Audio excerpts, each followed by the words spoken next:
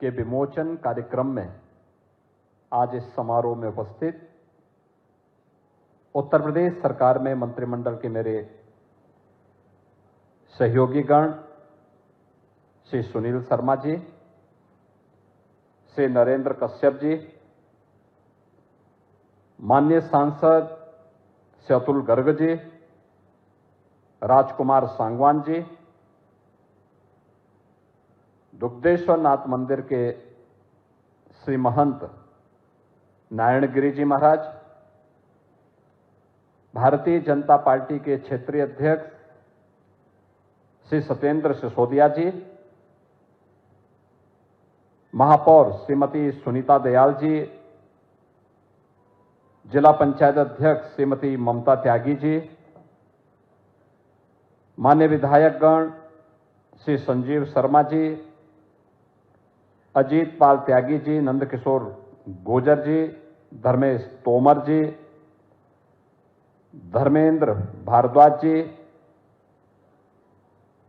Bharatiya Janata party के महानगर के अध्यक्ष श्री मयंक गोयल जी, जिलाध्यक्ष चैनपाल सिंह जी, क्षेत्रीय उपाध्यक्ष श्री मान सिंह गोस्वामी जी, आज के इस कार्यक्रम में इस कार्यक्रम के जो संयोजक भी हैं और जिनकी कृति का यहां पर अभी विमोचन हुआ है, ऐसे पूर्व सांसद श्री रमेश चंद तोमर जी, पूर्व सांसद श्री अनिल अग्रवाल जी, आज के इस कार्यक्रम में उपस्थित गाजियाबाद के हमारे सभी प्रबुद्धजन और उपस्थित बहनों और भाइयों, मैं सबसे पहले श्री रमेश चंद तोमर जी को भारतवर्ष के स्वर्णाभा से नरेंद्र मोदी इस पुस्तक को लिखने और आज उस कृति के विमोचन के लिए हृदय से बधाई देता हूं।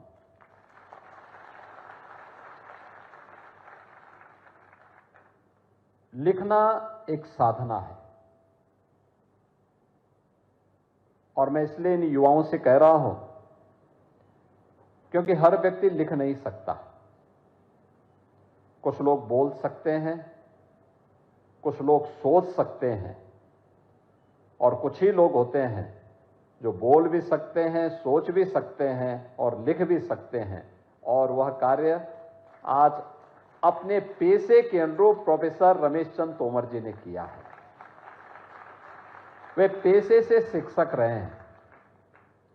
एक शिक्षक कभी रिटायर्ड नहीं होता है और एक शिक्षक बिना बोले हुए भी नहीं रहता है।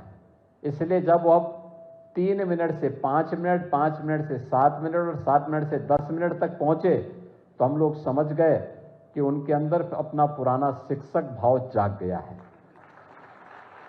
और उसी के अनुरूप उन्होंने इस कृति को भी आज यहां पर विमोचन किया है। और अवसर इसलिए महत्वपूर्ण है क्योंकि 17 सितंबर से 2 अक्टूबर के बीच भारतीय जनता पार्टी पूरे देश के अंदर सेवा पखवाड़ा का आयोजन कर रही है। 17 सितंबर आदरणीय प्रधानमंत्री जी का जन्मदिन, 25 सितंबर अंत्योदय के प्रणेता पंडित दीनदयाल उपाध्याय जी का पावन जन्मदिन और 2 अक्टूबर राष्ट्रपिता महात्मा गांधी और पूर्व प्रधानमंत्री लाल बहादुर शास्त्री जी का पावन जयंती। इस दौरान अनेक कार्यक्रम चल रहे हैं। आदरणीय प्रधानमंत्री जी ने 17 सितंबर का कार्यक्रम देश की नारी शक्ति के प्रति समर्पित किया।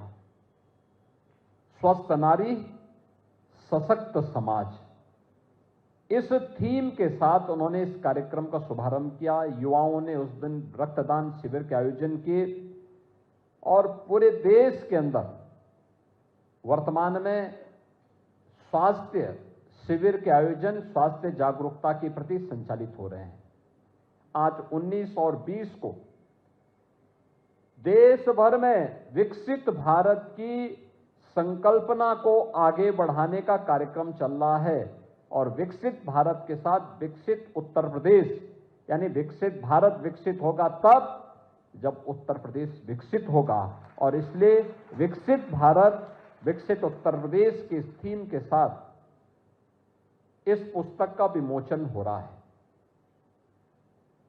यानी जो तोमर जी ने अपनी कृति में कहा है, उन्होंने अब तक की उपलब्धियों को कहा और हम इस चर्चा परिचर्चा के माध्यम से, आप सबके सुझावों के माध्यम से भावी उत्तर प्रदेश और भावी भारत के बारे में अब विचार को आगे बढ़ा रहे हैं। यही होता है, पीढ़ी दर पीढ़ी वो कार्यक्रम कैसे आगे बढ़ना है, वही श्रृंखला आज यहां पर संचालित हो रही है।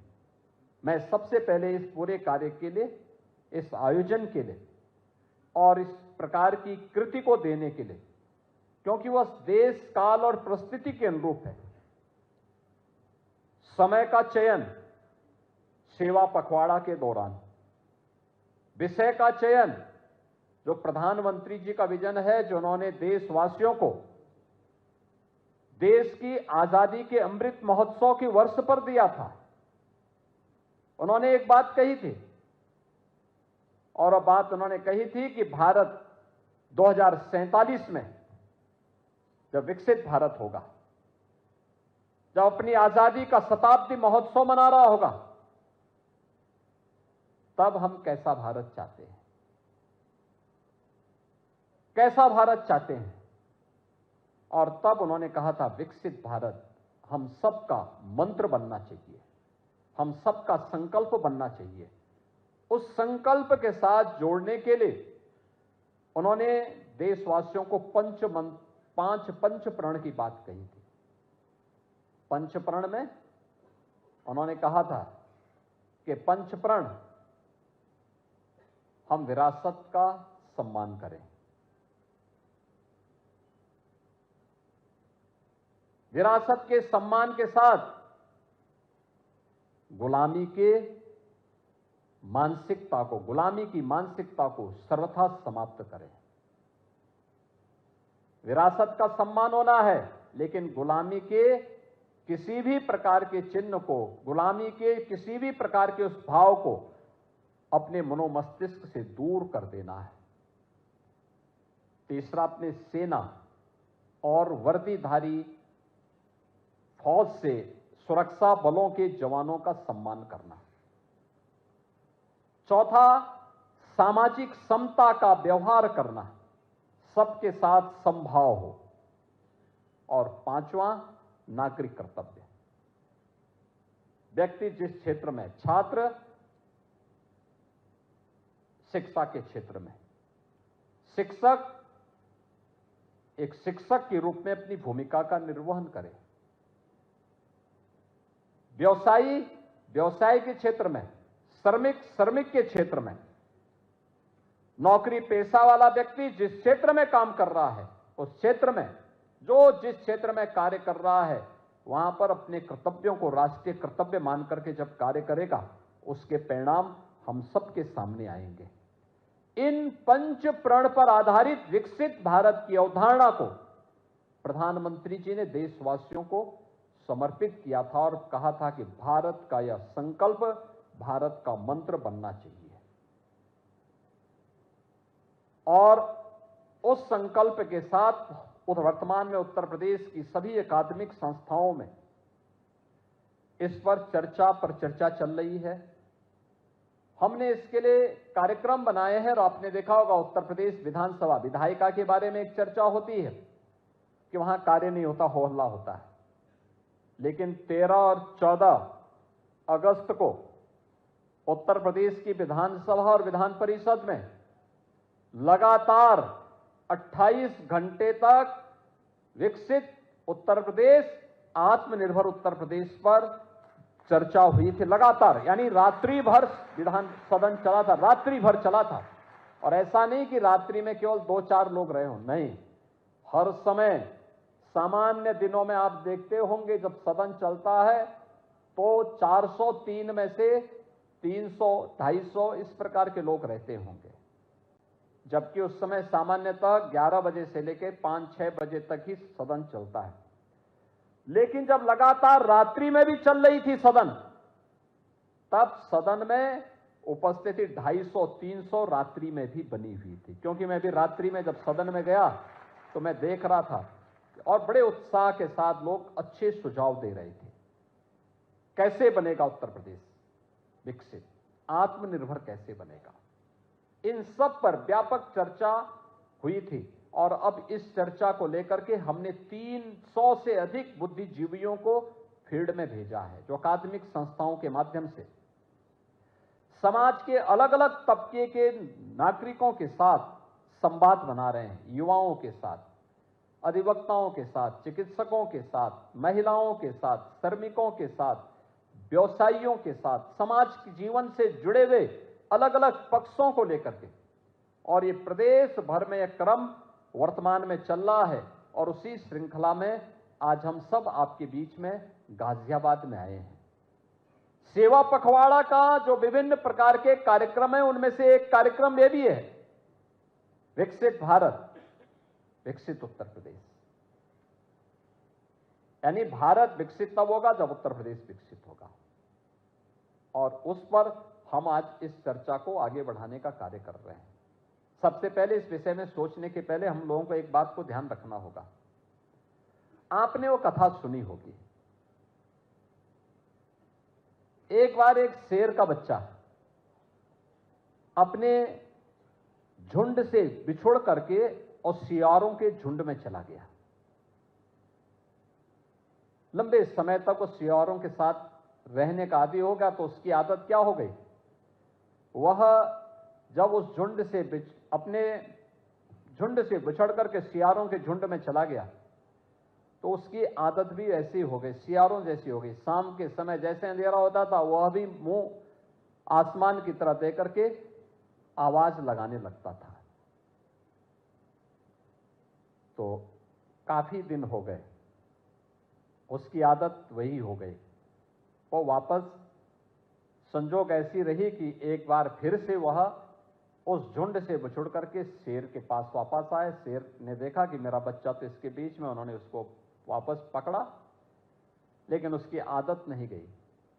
वह फिर जैसे शाम होती थी वैसे ही वह, तो उसकी मां ने उसको कहा, बेटा तू सियार नहीं है, अरे तू शेर है, तो होकार क्या कर रहा है, तुझे तो दहाड़ मारनी चाहिए, तो अपना शेरत तो भूल गया है। तो ये सब क्या कर रहा है, रोना गाना क्या है तेरा, तुझे तो दहाड़ मारनी चाहिए। तेरी दहाड़ से पूरे जंगल के अन्य जीवों में सुरक्षा का भाव पैदा हो जाएगा। और वही स्थिति कमोवेश हम भारतीयों की थी गुलामी के कालखंड में।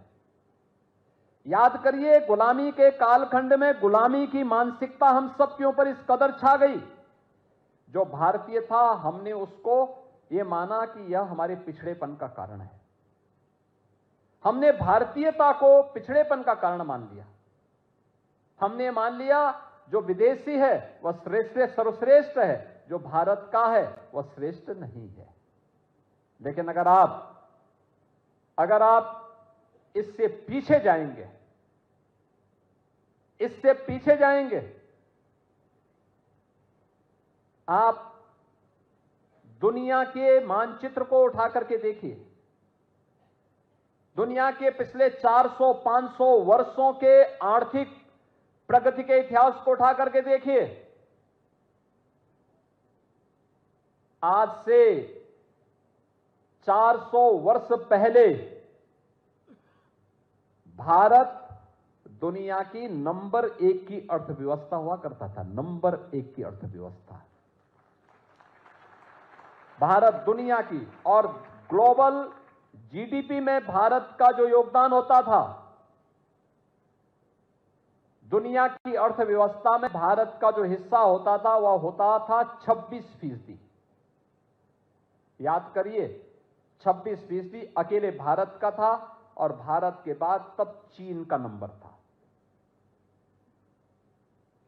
और बाकी अन्य देश अंधकार में जी रहे थे। ये सत्र यानी सन 1700 ईस्वी की मैं बात कर रहा हूं, उससे पहले भारत की स्थिति थी।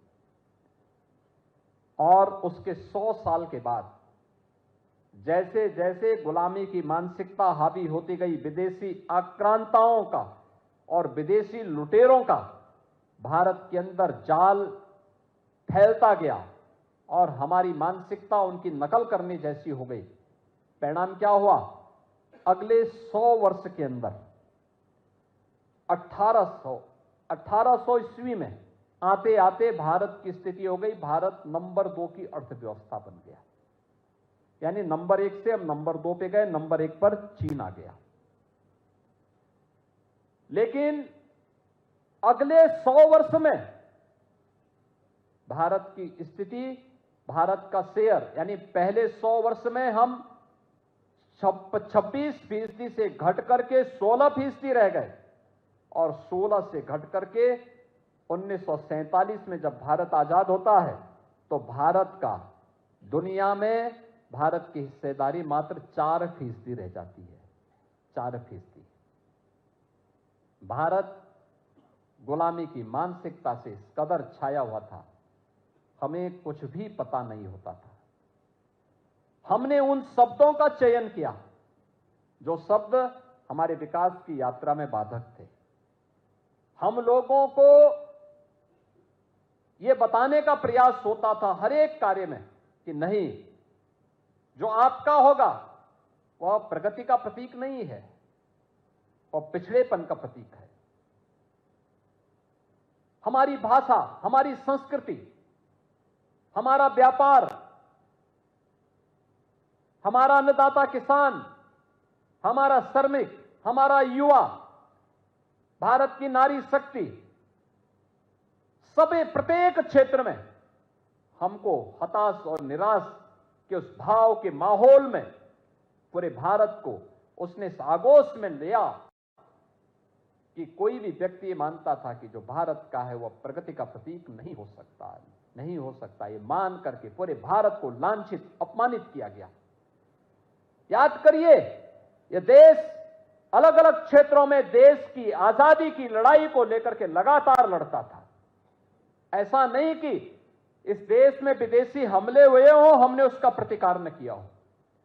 जितना जोरदार प्रतिकार भारत ने किया है, हां, राजे रजवाड़े थे, एकता का अभाव था, एकजुट होकर के नहीं लड़ पाते थे, लेकिन जहां पे लड़ते थे जोरदार प्रतिक्रिया भी करते थे।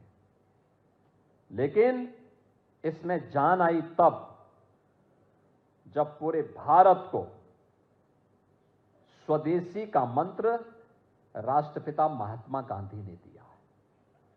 राष्ट्रपिता महात्मा गांधी का स्वदेशी का मंत्र उत्तर से दक्षिण, पूरब से पश्चिम पूरे भारत को एकता के सूत्र में बांधने में सफल हुआ और परिणाम हुआ, भारत की आजादी की लड़ाई मजबूती के साथ आगे बढ़ी। कहीं क्रांतिकारियों ने मोर्चा संभाला, कहीं पर आंदोलनकारियों ने, कहीं किसानों ने, कहीं श्रमिकों ने, कहीं छात्रों ने, कहीं महिलाओं ने, अलग अलग क्षेत्र में सबने नेतृत्व को संभाला। परिणाम क्या हुआ? जो ब्रिटिश हुकूमत भारत के अंदर शासन करने की मंशा के साथ आई थी कि आने वाले समय में भारत में स्थायी रूप से उनका शासन होगा, अगले कुछ वर्षों के अंदर उनके पांव उखड़ते हुए दिखाई दिए और परिणाम तो 1947 में देश को आजादी प्राप्त हो गई। बहनों और भाइयों, 1947 में भारत को जो आजादी मिली, आजाद भारत में जो कुछ हमारे पास था, अगले 1 दशक तक वो बना रहा। उसमें थोड़ी प्रगति का भाव आगे आया, लेकिन 1960 से जो गिरावट प्रारंभ हुई वो लगातार 2014 तक चलती रही। 2014 में जब ये देश प्रधानमंत्री मोदी जी के हाथों में आया, तब भारत देश की 11वीं अर्थव्यवस्था था, दुनिया की 11वीं अर्थव्यवस्था।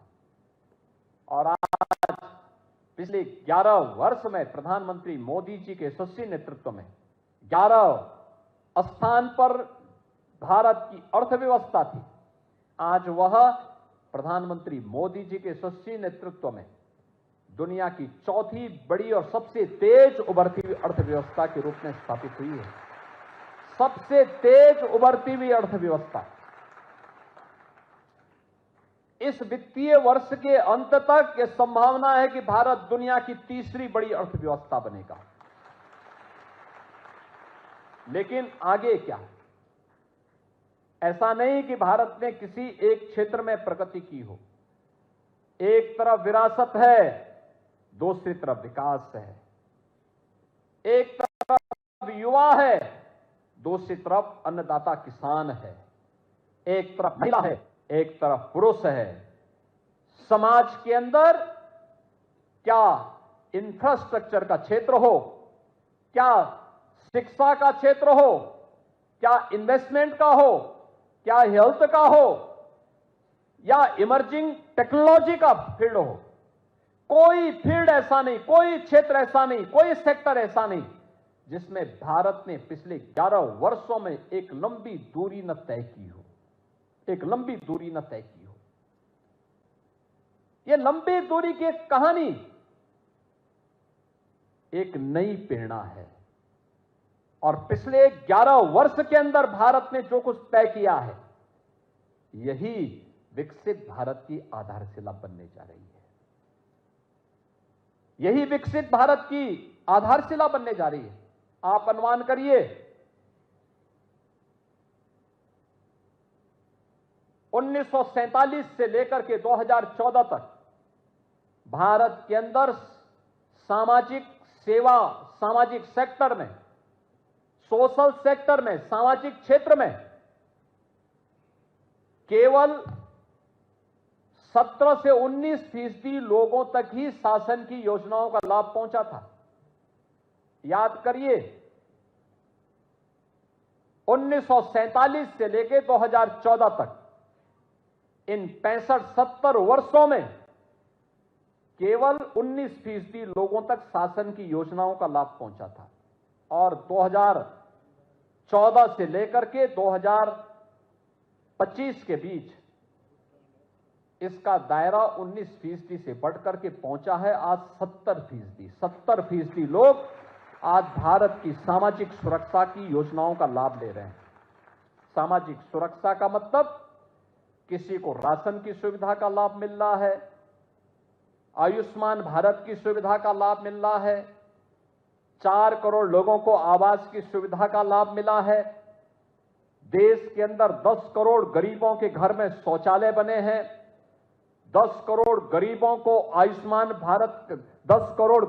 आयुष्मान भारत का कार्ड मिला है, और 10 करोड़ भारतीयों के पास अपना स्वयं का शौचालय बनने के साथ साथ उन्हें अन्य तमाम प्रकार की सुविधाओं और उज्ज्वला योजना की रसोई गैस का कनेक्शन की सुविधा का भी लाभ प्राप्त हुआ है। कोई कल्पना करेगा? आज युवाओं के लिए स्टार्टअप की योजना है, तो स्टैंडअप की भी योजना है। आज दुनिया के अंदर भारत, जिसको लोग बोलते हैं कि पिछड़ा है, कुछ नहीं हो सकता, दुनिया में इसकी कोई गिनती नहीं, वह भारत दुनिया का सबसे बड़ा तीसरा स्टार्टअप का इकोसिस्टम भारत रखता है दुनिया के अंदर। यह भारत की ताकत बन रही है। और स्टार्टअप केवल भारत ने दिखाया है, स्टार्टअप केवल आईटी में, इलेक्ट्रॉनिक्स में ही नहीं हो सकता, बल्कि हर एक सेक्टर में हम एक नया स्टार्टअप स्थापित करके उसे यूनिकॉर्न बनाने की ओर अग्रसर हो सकते हैं। आज उत्तर प्रदेश की 1 डिस्ट्रिक्ट 1 प्रोडक्ट की योजना यह करके दिखा रही है। यानी हम हर क्षेत्र में आगे बढ़ सकते हैं। थोड़ा बढ़ने का जज्बा हो, चलने की सामर्थ्य हो, स्वयं में विश्वास हो, क्यों नहीं हो सकता? हो सकता है। और उन्हीं भावों को ध्यान में रख करके, भारत की प्रगति को ध्यान में रख करके हम लोगों ने इस विषय को आज चयन किया है। इसमें केवल ये नहीं करना, उत्तर प्रदेश में आपने देखा होगा, अगर भारत ने 11 वर्षों में इस प्रगति को आगे बढ़ाया है, उत्तर प्रदेश प्रधानमंत्री मोदी जी के मार्गदर्शन में 2017 से अपनी इस यात्रा को आगे बढ़ाया। 17 के पहले भारतीय जनता पार्टी की प्रदेश में सरकार नहीं, लेकिन पिछले 8.5 वर्ष के अंदर जो दूरी उत्तर प्रदेश ने तय की है, यह देशवासियों के लिए भी और दुनिया के लिए भी कौतूहल और आश्चर्य का विषय बना हुआ। जो बोला जाता था, जो यहां पे अतुल गर्ग बोल रहे थे कि जब यह प्रदेश में खाद्य राज्य मंत्री थे और भारत सरकार के किसी बैठक में जाते थे, लोग कहते थे उत्तर प्रदेश कैसे कर सकता है। लेकिन जब इन्होंने 55 लाख मीट्रिक टन धान की क्रय करके दिखाया, वे अचंभित थे, क्या यह संभव हो सकता है? इन्होंने कहा संभव नहीं, आपके गोदाम भरे हुए, जाके देख के आओ। और ट्रांसपेरेंसी थी, बिचौलिए से बगैर हमने क्रय केंद्रों के माध्यम से खरीदा था और डीबीटी के माध्यम से पैसे का भुगतान किया था। यानी 17 के पहले उत्तर प्रदेश को देश के विकास का बैरियर माना जाता था, और बैरियर ही नहीं था, उत्तर प्रदेश देश के बीमारू राज्यों में गिना जाता था। बीमारू राज्य, गाजियाबाद तो क्या कहना है। यानी गाजियाबाद, मुख्यमंत्री बनने के पहले मैं सांसद था, और दिल्ली में आप देखते होंगे संसद के 4 सत्र चलते हैं, चारों सत्र में मैं रहता था। एक बार केवल तोमर जी ने हमें यहां बुलाया था सरसों का साग और मकई की रोटी खिलाने के लिए, लेकिन गाजियाबाद की छवि अच्छी नहीं थी। गाजियाबाद की छवि अच्छी नहीं थी, एक गैंगस्टर के लिए जाना जाता था। यहां पे फिल्म बन चुकी थी यहां के गैंगस्टर के कृत्यों से, लोग उसी रूप में गाजियाबाद को जानते थे। यह गाजियाबाद की पहचान थी, गंदगी और गैंगस्टर, यह गाजियाबाद की पहचान हो गई थी।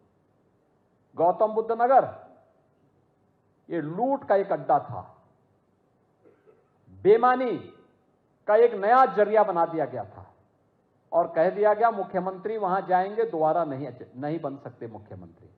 मैंने कहा तब तो जरूर जाऊंगा।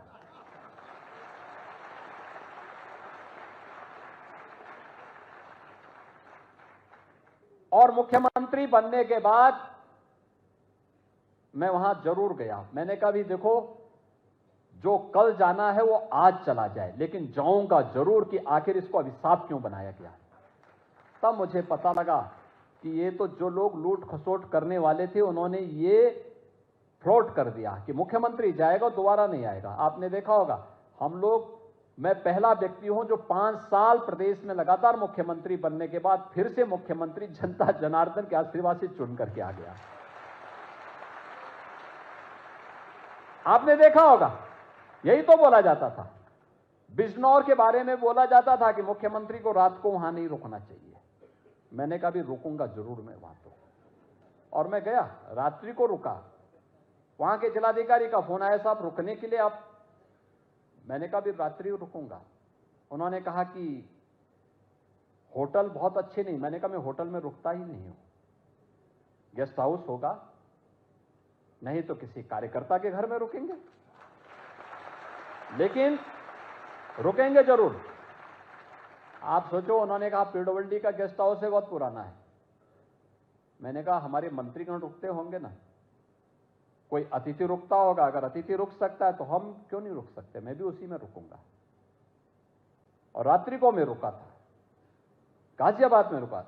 ऐसे आगरा के बारे में कहते थे, आगरा के बारे में, आगरा कह रहे थे तो उनके सर्किट हाउस में नहीं रुकना चाहिए, कहते थे भूत आ जाएगा। तो मैंने कहा भी उस भूत से साक्षात्कार करने के लिए मैं आया हूं, मैं रुकूंगा वहीं पे रात्रि को।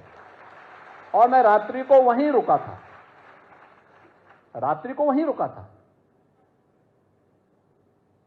यानी जब यह जिद हो तो कोई बाधा आपके मार्ग की बाधा नहीं बन सकती है। और यही जिद, विकास की आपके मन में होनी चाहिए। यही जिस व्यक्तिगत हमारा ये मानना है भी टेक्नोलॉजी का इस्तेमाल हमारे अन्नदाता किसानों ने कम किया है, इसका बेहतर इस्तेमाल करेगा। जितना वो उत्पादन करता है लागत को कम करके इसकी उत्पादकता को इससे 3 गुना बढ़ाने की सामर्थ्य उत्तर प्रदेश की धरती रखती है। अगर हम उसके अनुरूप उसको लेकर के चले, कैसे बेहतर जल प्रबंधन हो सकता है, इन सब पर भी ध्यान देना होगा। नदियों के बारे में सोचना होगा, उसकी प्लानिंग करनी होगी। अभी से इनके बारे में, अर्बनाइजेशन के बारे में हमें तय करना होगा। औद्योगिक विकास के बारे में, परंपरागत उद्यम के बारे में, सर्विस सेक्टर के बारे में, टूरिज्म के बारे में बहुत संभावनाएं हैं। भारत के अंदर हर प्रकार का टूरिज्म है, स्पिरिचुअल टूरिज्म भी है, इको टूरिज्म भी है, हेरिटेज टूरिज्म भी है। हर प्रकार के टूरिज्म के लिए एक नया स्पॉट हम अलग अलग जनपदों में स्थापित कर सकते हैं, तैयार कर सकते हैं। उसके लिए बेहतर सुझाव कैसे हमारी प्लानिंग हो सकती है। यह आवश्यक नहीं कि सरकार ही पैसा करे, पीपीपी मोड पर भी दोनों मिलकर के भी आगे इसको बढ़ा सकते हैं। इन 12 सेक्टर से जुड़े हुए, अलग अलग क्षेत्र से जुड़े हुए लोगों के पास अलग अलग उनके मन में भी कुछ ना कुछ तो प्रश्न आते होंगे, कुछ ना कुछ तो सुझाव आए होंगे। समर्थ यूपी पोर्टल पर आपको क्यूआर कोड को डाउनलोड करके उसमें अपने सुझाव को अपलोड करना है कि इस फील्ड में हमारा ये सुझाव है। और मैं आप सबसे इस बारे में कहूंगा कि जो 12 सेक्टर हमने चयन किए हैं इसके लिए, इसमें हर जनपद के 3 सुझाव, जो 3 अच्छे सुझाव आएंगे विकसित उत्तर प्रदेश के लिए, उनको हम इसी प्रकार के एक बड़े कार्यक्रम में जनपद के अंदर ही सम्मानित करने का काम करेंगे। उनको हम आज जनपद के अंदर ही सम्मानित करने का काम करने वाले हैं। और प्रदेश के अंदर ऐसे 5 सुझाव हम लखनऊ में एक बड़े समारोह में उनको सम्मानित करने का काम करेंगे। लखनऊ में 5 ऐसे जो प्रदेश के अच्छे सुझाव होंगे, उन सबको भी हम सम्मानित करने वाले हैं। और इसलिए आज मैं आपके बीच में आया हूं आपसे कहने के लिए कि हम लोग इन सभी के बारे में अपने महत्वपूर्ण सुझावों से अवगत कराएं। क्यूआर कोड को डाउनलोड करना सीखें, उसमें अपने सुझावों को जिस सेक्टर में आपको पसंद है, कोई शिक्षा चाहता हो, कोई शिक्षा के क्षेत्र में, कोई स्वास्थ्य के क्षेत्र में, कोई कृषि और जल संसाधन के क्षेत्र में, कोई नगर विकास के क्षेत्र में, कोई सर्विस सेक्टर में, पर्यटन आदि के क्षेत्र में, कोई इमर्जिंग टेक्नोलॉजी के क्षेत्र में, अलग अलग फील्ड में हर व्यक्ति अपने अपने बहुमूल्य सुझावों को दे सकता है और उसको उत्तर प्रदेश सरकार के पास पहुंचा सकता है। और अगर कोई पोर्टल के माध्यम से क्यूआर कोड को डाउनलोड करके नहीं दे सकता है, तो उत्तर प्रदेश सरकार के पास आप कम शब्दों में लिख करके भी पोस्ट कार्ड के माध्यम से भी इसको भेज सकते हैं। आप सबके सुझावों का हमें इंतजार होगा और मैं आप सबका आह्वान करूंगा कि उत्तर प्रदेश की विकास की यात्रा का, उत्तर प्रदेश को एक विकसित राज्य के रूप में स्थापित करने की इस यात्रा में हम सबको सहभागी बनना पड़ेगा, क्योंकि ये हमारे वर्तमान के साथ साथ भावी पीढ़ी के लिए भी एक अवसर होगा।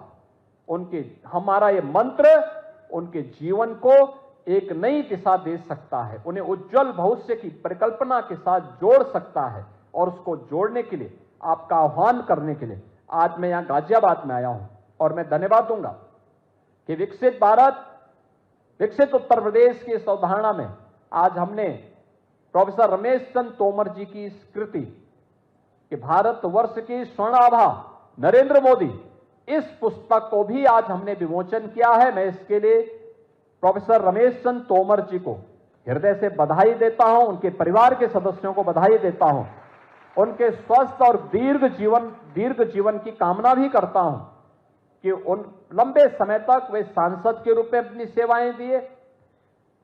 सदन में उनके साथ हमारे बहुत अच्छे अनुभव रहे हैं और अच्छा काम उन्होंने सदन के माध्यम से गाजियाबाद के विकास के लिए उस समय किए थे और आज उन्होंने प्रधानमंत्री मोदी जी की 11 वर्षों की विकास की इस यात्रा में बदलते हुए भारत को उन्होंने इस कृति के माध्यम से प्रस्तुत करने का प्रयास किया है। मुझे पूरा विश्वास है कि पुस्तक न केवल यहां पर उपस्थित नागरिकों के लिए, मैं चाहूंगा कि लोग उस पुस्तक को जरूर खरीदें और सेवा पखवाड़ा के दौरान इस प्रकार की कृतियों को जो प्रधानमंत्री मोदी जी पर आधारित हो वही गिफ्ट के रूप में एक दूसरे को भेंट दे, जिसमें मोदी जी के बारे में हर व्यक्ति उनके उस विराट व्यक्तित्व के बारे में, उनके कृतित्व के बारे में प्रेरणा प्रकाश प्राप्त कर सके और नई पीढ़ी को आगे बढ़ने की एक नई प्रेरणा प्राप्त हो सके। इस विश्वास के साथ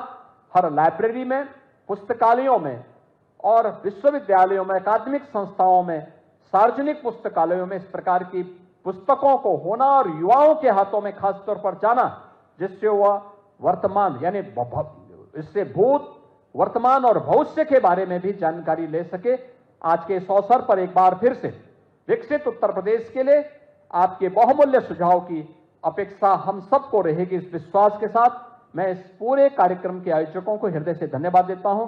अपनी शुभकामनाएं आप सबको शारदीय नवरात्रि की मंगलमय शुभकामनाओं के साथ अपनी वाणी को विराम देता हूं। धन्यवाद। जय हिंद। अभिभूत हैं, कृतज्ञ हैं, नतमस्तक हैं महोदय आपके जनपद आगमन के लिए और प्रेरणा के लिए।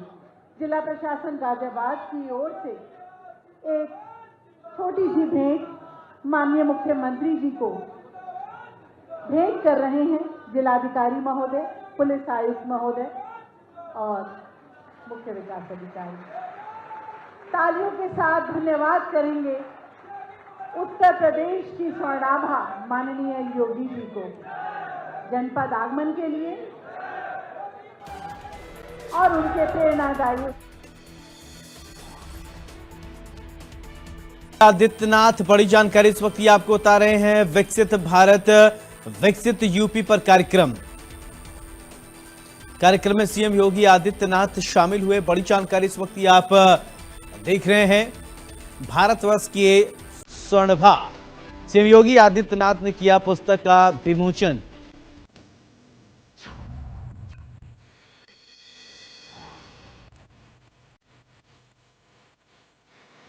गाजियाबाद दौरे पर मुख्यमंत्री योगी आदित्यनाथ।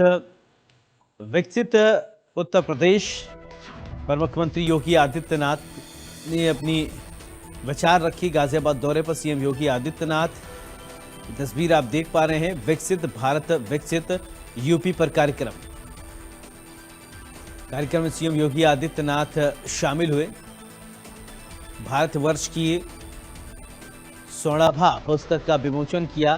सीएम योगी आदित्यनाथ ने पुस्तक का विमोचन किया।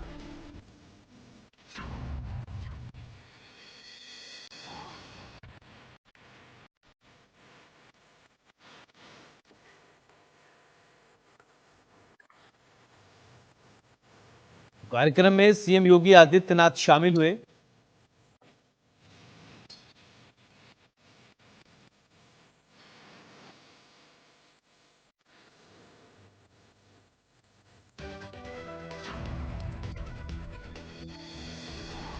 तो गाजियाबाद दौरे पर सीएम योगी आदित्यनाथ।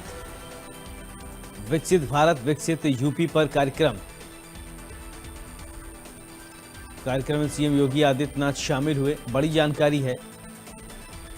भारतवर्ष की स्वर्णभा पुस्तक का विमोचन। सीएम योगी आदित्यनाथ ने किया पुस्तक का विमोचन।